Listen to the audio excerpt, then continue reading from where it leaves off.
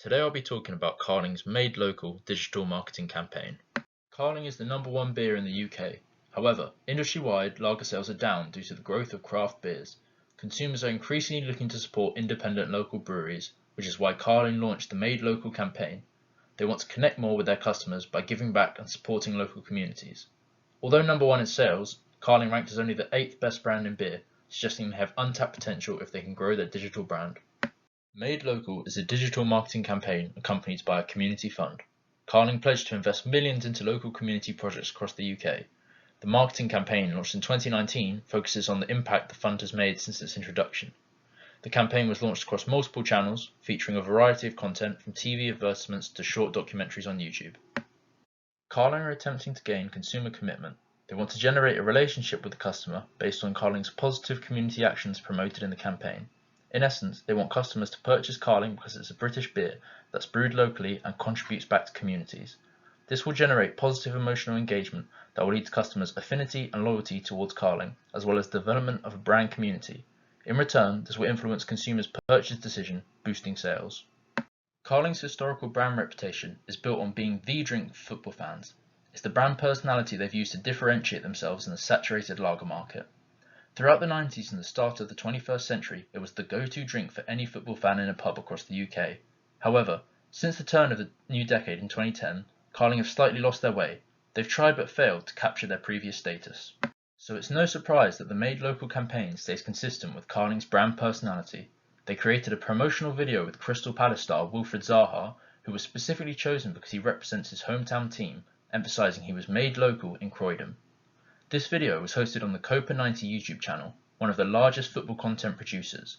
This increases the reach of the digital marketing campaign to football fans, specifically Generation Z, who consume the majority of football content through YouTube. By collaborating with Copa90, Carling gains the potential for referral traffic from nearly 2 million subscribers.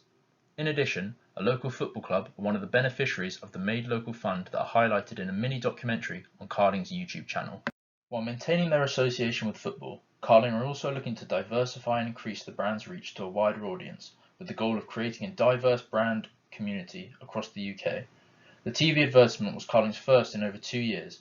They have carefully selected the channels in which they distribute the Made Local campaign, which demonstrates their desire to reach a wider audience. Throughout the YouTube documentaries, they cover a variety of products throughout England, Wales and Scotland. Carling also partnered with the British Beer Alliance, supporting the Long Live the Local petition. This petition was aimed at cutting the government's proposed beer tax that was causing the closure of 3 UK pubs a day.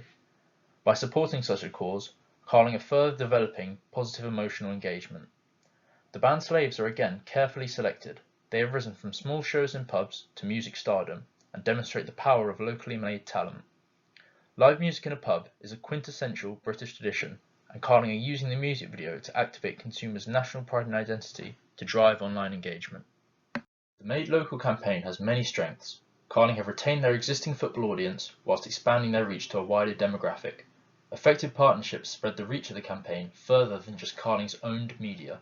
However, I believe the greatest strength of their campaign is the potential for long-term impact through consumer-to-consumer engagement, whether it be online or through word of mouth.